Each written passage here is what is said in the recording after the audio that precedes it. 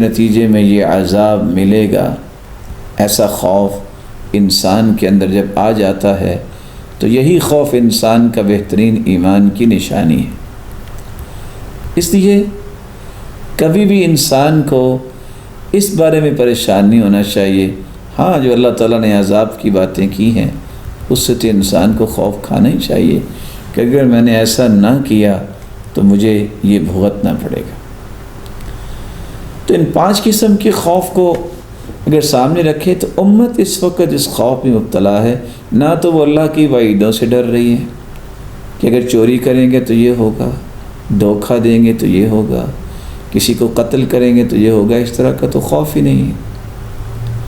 یہاں 2 قسم کا خوف غالب آ رہا ہے معاشرے میں، اگر ایسا ہو گیا تو میں تو مر جاؤں گا، یا وہمی خوف انسان کے اندر آ رہا ہے۔ باقی ہر انسان کے اندر جو ہے طبعی خوف ہوتا ہے، اس کی کوئی بات نہیں ہے، لیکن وہم ہو جانا اور اللہ ذوالجلال کے فیصلے کے سوا کسی اور سے اس طرح ڈرنا کہ یہ موت اس کے سبب ہو جائے گی، یہ خوف ایک مسلمان کے اندر نہیں ہونا چاہیے۔ اور یہ یقین کرنا چاہیے کہ 50,000 سال قبل انسانیت کی تخلیق اللہ نے تقدیریں لکھ دی ہیں۔ اگر موت لکھی ہے میری تو تقدیر میں بھی لکھی ہے۔ اگر موت مجھے آنی ہے تو 1 منٹ بھی پہلے نہیں آئے گی، نہ 1 منٹ بعد میں آئے گی۔ اذا جاء اجلہ فلا یستأخرون ساعة ولا یستقدمون۔ اور یہ بات سمجھنی چاہیے، انسان جس قدر بے احتیاطی کر لے اس کی موت پہلے نہیں آتی، انسان جس قدر بھی احتیاط کر لے اس کی موت لیٹ نہیں ہوتی۔ فرق یہ پڑتا ہے کہ احتیاط کرنا یہ سنت ہے، سنت پہ عمل کرنے سے درجات بلند ہوں گے، اللہ کا انسان محبوب بنتا ہے، موت تو وقت پہ آنی ہے۔ اور اگر بے احتیاطی کرتا ہے تو اس نے سنت کو بھی ترک کیا اور اس کے ساتھ ساتھ اور بڑی مصیبتوں کا سامنا کرنا پڑتا ہے، موت پھر بھی اس وقت آنی ہے جس وقت اللہ نے لکھی ہے۔ اس لیے الوقایہ خیر من العلاج، علاج سے بہتر حفاظتی اقدامات ہوتے ہیں۔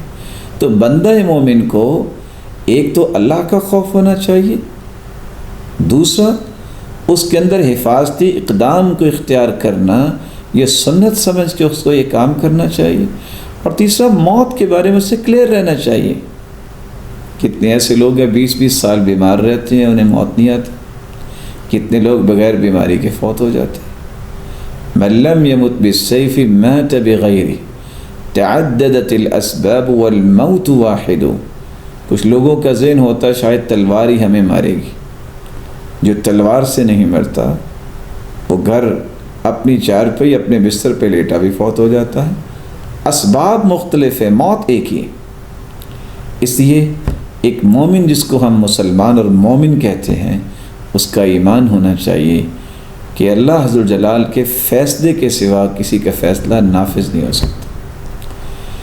امت اس وقت جس خوف میں ہے، جس کے نتیجے میں کچھ لوگ احتیاط کی بات کرتے ہیں اور بڑی اچھی بات کرتے ہیں، اور حکومتیں بھی اس کی بات کر رہی ہیں، وہ اچھا کر رہی ہیں۔